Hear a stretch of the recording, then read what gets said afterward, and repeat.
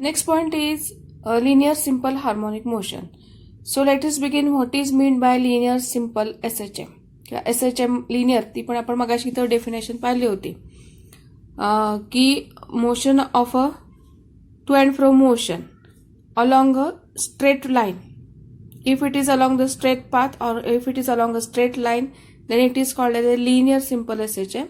And if it is along the arc of a circle to and from motion, it is a angular SHM. So आपण ह्या article मध्ये linear SHM बघणार आहोत. Now आता ह्याच्यासाठी आपण काय बघणार आहे की place a rectangular block on a smooth frictionless horizontal surface. Horizontal surface आहे म्हणजे टेबल वगैरे, आणि त्याच्यावरती आपण रेक्टँग्युलर ब्लॉक ठेवणार आहे आणि त्यांच्यामध्ये काही फ्रिक्शन होत नाही असं बघणार आहे. आणि मग अटॅच वन एंड, तो जो ब्लॉक आहे त्याचं जे एक एंड आहे ते आपण अटॅच करणार आहोत. कुठे अटॅच करणार आहे तर बघा इथं असं, attach one end to of a block to a spring of a rigid wall. जसं आपला ब्लॉक आहे, हे आपलं टेबल आहे, हॉरिझॉन्टल सरफेस, फ्रिक्शनलेस सरफेस आहे, त्याच्यावरती असा आपला ब्लॉक आहे, रेक्टँग्युलर ब्लॉक, आणि त्याला आपण स्प्रिंग अटॅच केलेली. आणि स्प्रिंगचं एक एंड आहे ते कुठं वॉलला वगैरे रिजिड सरफेसला आपण ते अटॅच केलेलं आहे. ठीक आहे. आणि दुसरं जे एंड आहे ब्लॉकला लावले स्प्रिंगचं. Pull the block of mass M. ब्लॉकचं मास किती आहे? स्मॉल एम आहे. म्हणजे स्मॉल एम काय झालं, हा जो ब्लॉक असतो ना त्याचा मास आहे. आता हा ब्लॉक आहे तो पुल करायचा आहे towards the right and release it. तो ब्लॉक आहे तो उजव्या बाजूला ओढायचा आणि सोडून द्यायचा. The block will begin its to and fro motion on either side of the equilibrium position. तो जो ब्लॉक आहे तो काय करणार आहे, टू अँड फ्रो मोशन. आपण हा ब्लॉक स्प्रिंगला अटॅच केलाय ना, तो असं ओढला आणि सोडून दिला की हा ब्लॉक काय करणार, to and fro motion perform करेल. ठीक आहे. This motion is linear SHM motion. ही जी मोशन आहे ती कशी असणार आहे, लिनियर एसएचएम असणार आहे, कारण स्ट्रेट पाथवरती आहे ना त्याची. आता ही आपण इक्विलिब्रियम म्हणायची. हा जर आपण उजव्या बाजूला जर ओढला तर ही जी स्प्रिंग आहे ते ब्लॉकला सेंटरला किंवा इक्विलिब्रियम पोझिशनला ओढणार. म्हणजे ही स्प्रिंग आहे ती काहीतरी एक फोर्स एक्झर्ट करणार.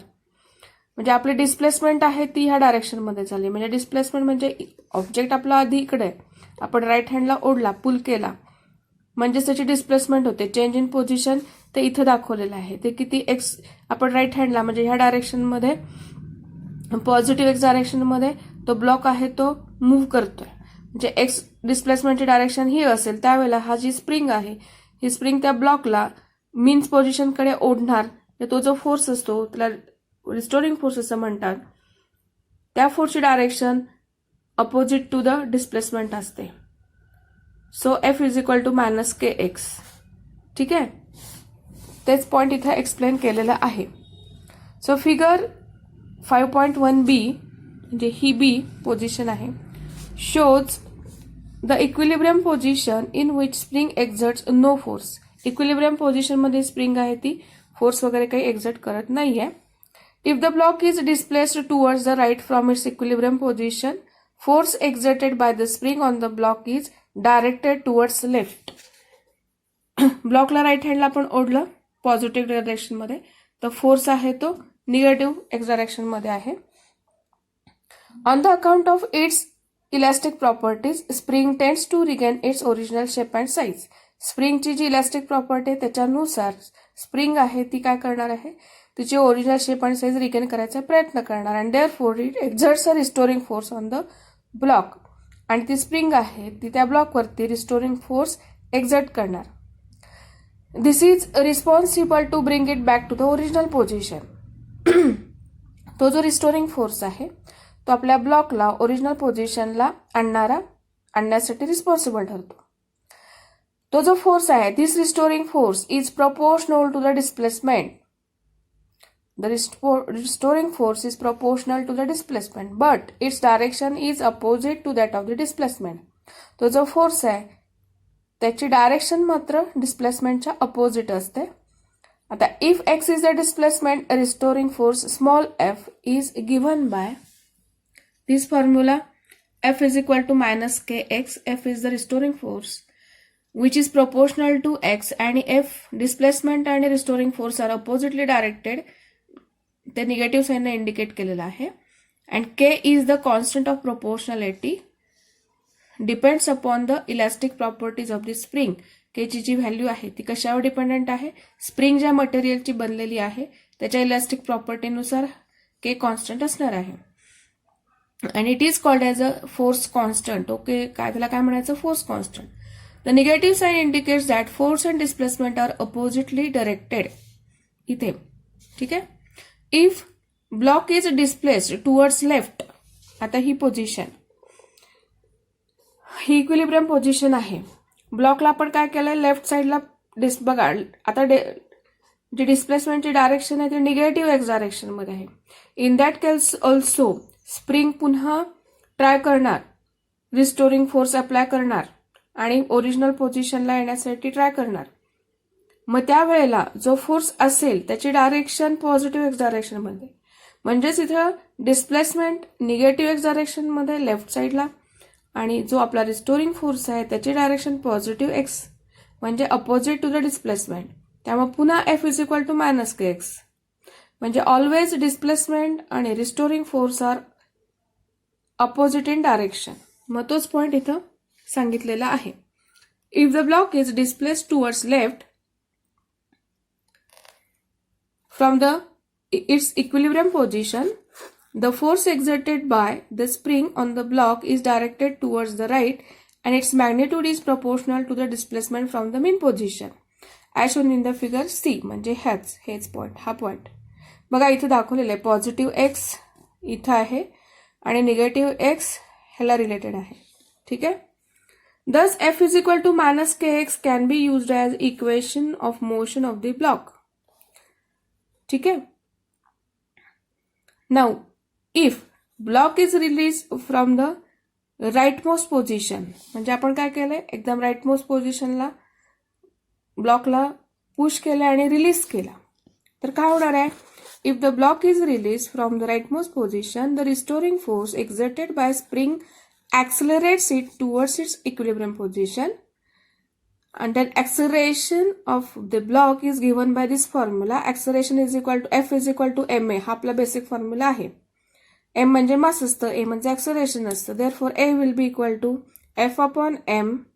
F म्हणजेच काय? Minus K x. therefore minus k by m into x. आता k by m is the mass of the block. This equation shows that acceleration is also proportional to the displacement. बघा इथं acceleration is proportional to displacement. हा काहीतरी constant आहे. मास हे कॉन्स्टंटच असतं ना, ते काय बदलत नाही.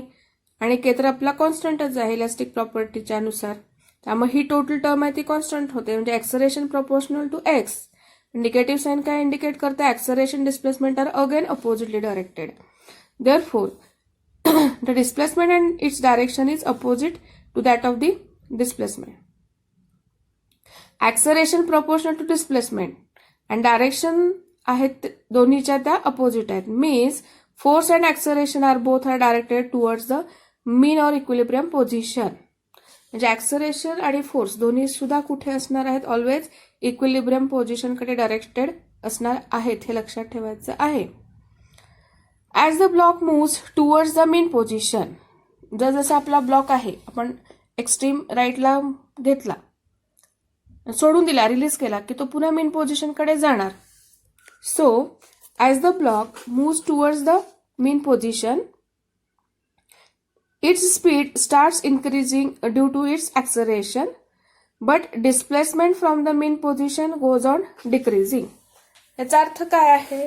बघा की आपण हा रिलीज केला, स्लो मोशन मध्ये जायचंय की रिलीज केल्यानंतर हा ब्लॉक आहे तो असा हळूहळू मीन पोझिशनकडे जाणार. पण ऍक्सलरेशनमुळे त्याचा स्पीड आहे तो वाढणार. पण इथल्या ही जी मीन पोझिशन आहे तिथपासून त्याचं डिस्प्लेसमेंट हळूहळू कमी होणार ना. बघा इथं होता ब्लॉक, तो मीन पोझिशनकडे येतोय म्हणजे एक्सची व्हॅल्यू कमी कमी झाली. तेच इथं सांगितलेलं आहे. As the block moves towards the mean position, its speed starts increasing due to acceleration, but displacement कुठून? From the mean position. It goes on decreasing. हे कधी होणार आहे? जेव्हा आपण ब्लॉकला राईटमोस्ट पोझिशन पासून रिलीज करू तेव्हा. Now when the block returns to its mean position. जेव्हा आपला ब्लॉक मीन पोझिशनला पोचलाय, the displacement and hence force and acceleration are 0. Block बघा आपला पुन्हा इथं आला, मीन पोझिशनला आला, डिस्प्लेसमेंट 0 झाले. आता डिस्प्लेसमेंट 0 आहे म्हणल्यानंतर फोर्सचा फॉर्म्युला काय आहे, F is equal to minus K X. X जर 0 झाला तर फोर्स पण 0 झाला आणि इथे पण ॲक्सलरेशन पण 0 झालं. मग तेच इथे सांगितलेलं आहे की when the block returns to its mean position, the displacement and hence force and acceleration are also 0.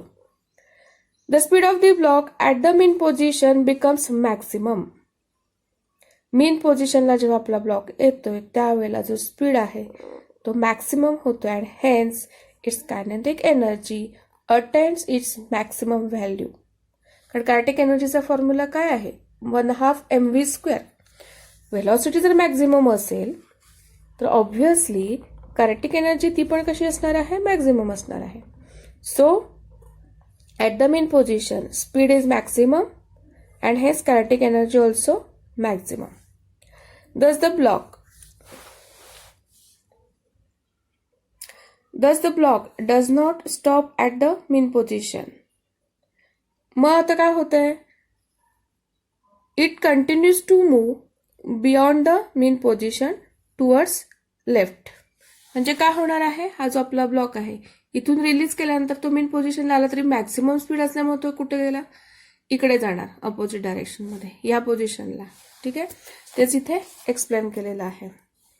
So block does not stop at the mean position but continues to move beyond the mean position towards left. During the process spring is compressed and exert restoring force on the block towards right. आता block आपला इकडे गेल्यानंतर ही जी spring आहे ती compress झाली ना, मग ती आता कॉम्प्रेस झाल्यानंतर ती पुन्हा ब्लॉकवरती रिस्टोरिंग फोर्स अप्लाय करणार, म्हणजे ब्लॉकला इकडं राईट साईडला पुश करणार.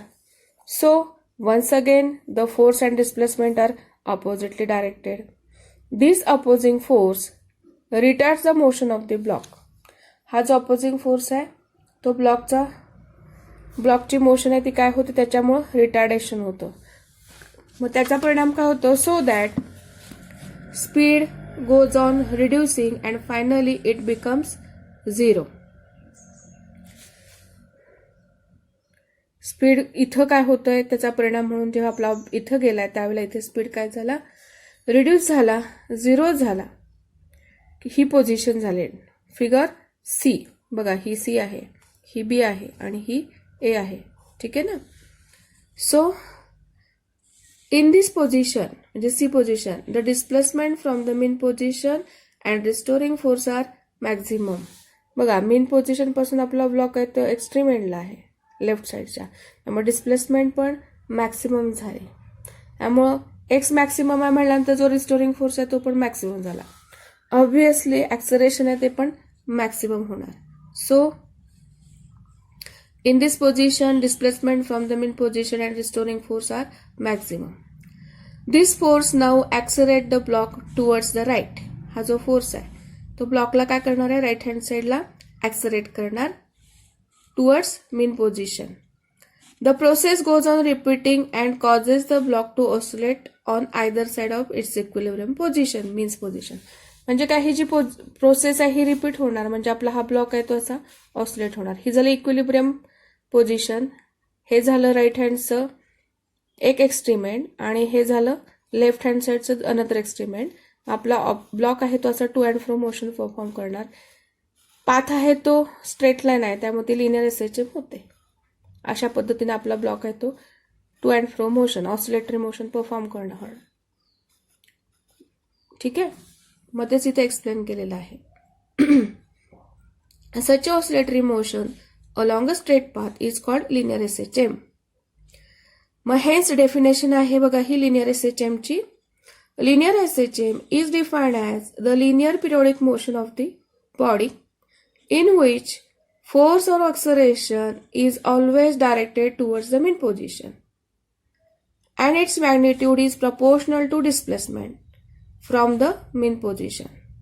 काय सांगितलंय बघा, ही definition as linear periodic motion अशी असते की ज्याच्यामध्ये फोर्स किंवा ॲक्सलरेशन हे कुठे डायरेक्टेड असतं, always directed towards mean position. Force आणि ॲक्सलरेशन हे मीन पोझिशनकडे डायरेक्टेड असतात आणि त्यांचं जे मॅग्निट्यूड आहे it is always proportional to displacement. आणि डिस्प्लेसमेंट कुठून झाले, from the mean position. Mean पोझिशनपासून आपल्या ऑब्जेक्टची डिस्प्लेसमेंट किती झाली आहे त्याच्यानुसार फोर्स आणि ॲक्सलरेशनचं मॅग्निट्यूड असणार. Any suggestion please comment in the box. Thank you. मग आता लिनियर एसएचएम मध्ये लक्षात काय काय ठेवायचंय बघा. A complete oscillation, remember this, a complete oscillation is when the object goes from one extreme to other extreme and back to its initial position. एक complete oscillation कधी म्हणायचं की जेव्हा आपला ऑब्जेक्ट आहे हा एका एक्स्ट्रीम एंड पासून दुसऱ्या एक्स्ट्रीम एंडला जातोय आणि पुन्हा इनिशियल पोझिशनला परत येतोय त्यावेळेला त्याला एक कम्प्लीट ऑसिलेशन म्हणायचं. म्हणजे आता या केसमध्ये एक ऑसिलेशन कसं होणार बघा. ब्लॉकने मीन पोझिशन पासून स्टार्ट केलं तर ह्या एक्स्ट्रीम एंडला जाणार, परत इथे येणार, परत दुसऱ्या एक्स्ट्रीम एंडला जाणार आणि परत इनिशियल पोझिशन येणार. अशी एक होऊ शकते एक ऑसिलेशन. किंवा समजा इथून स्टार्ट केलं, हे एक्स्ट्रीम एंड आहे, इथून स्टार्ट केलं mean position, another extreme end, again mean to again initial extreme end म्हणजे इनिशियल स्टेट, इनिशियल पोझिशन, हे सुद्धा ऑसिलेशन होऊ शकते. किंवा इथून स्टार्ट केलं तरी एक ऑसिलेशन होऊ शकतं. म्हणजे आपल्या ब्लॉकनी ऑसिलेशन कुठून स्टार्ट केलंय, मीन पोझिशन किंवा एक्स्ट्रीम एंड, त्याच्यानुसार ऑसिलेशन एक कम्प्लीट ऑसिलेशन होणार. मग the conditions required for simple SHM are. कुठल्या कुठल्या कंडिशन्स आहेत तर 3 कंडिशन्स आहेत. First one, oscillation of a particle is about fixed point. ही कंडिशन आहे की पार्टिकलचं जे ऑसिलेशन आहे ते कसं असायला पाहिजे, एका फिक्स पॉइंटच्या अबाउट असायला पाहिजे. Second condition, net force on the acceleration is always directed towards a fixed point. जो फोर्स असतो तो ऑलवेज एका फिक्स पॉइंटकडे डायरेक्टेड असतो. And third, the particle comes back to a fixed point due to restoring force. जो particle आहे तो पुन्हा फिक्स्ड पॉइंटकडे येतो. कशामुळे येतो तर because of the restoring force. ही तिसरी कंडिशन आहे. Harmonic oscillation is that oscillation which can be express in terms of a single harmonic function such as x is equal to a sin of omega t or x is equal to a cos of omega t. हे झाले harmonic functions. x म्हणजे काय आहे, displacement. a म्हणजे काय आहे तर amplitude. Omega ही असते अँग्युलर फ्रिक्वेन्सी. टी हा टाइम असतो की ज्या टायमिंगला आपण डिस्प्लेसमेंट कॅल्क्युलेट करतो. आता हे झालं हार्मोनिक ऑसिलेशनसाठीचे हे इक्वेशन्स आहेत. And non-harmonic oscillation is that oscillation which cannot be expressed in terms of a single harmonic function. की जे सिंगल हार्मोनिक फंक्शनच्या थ्रू आपण ते एक्सप्रेस करू शकत नाहीत त्यांना नॉन हार्मोनिक ऑसिलेशन म्हणायचं. त्याच्यासाठी आपल्याला कॉम्बिनेशन करावं लागतं 2 किंवा जास्त हार्मोनिक ऑसिलेशनचं. Such as X is equal to A sine omega T plus B sine of omega T किंवा B sine of 2 omega T असे कॉम्बिनेशन असायला लागतात. तर त्याच्याच कॉम्बिनेशनच्या थ्रूच आपण नॉन हार्मोनिक ऑसिलेशन्स आहेत ते रिप्रेझेंट करू शकतो. म्हणजे हार्मोनिक ऑसिलेशन आणि नॉन हार्मोनिक ऑसिलेशन मध्ये हा फरक आहे की हार्मोनिक ऑसिलेशन्स आहेत ते सिंगल हार्मोनिक फंक्शनना आपण रिप्रेझेंट करू शकतो. नॉन हार्मोनिकला कॉम्बिनेशन लागतं 2 किंवा जास्त हार्मोनिक फंक्शनचं.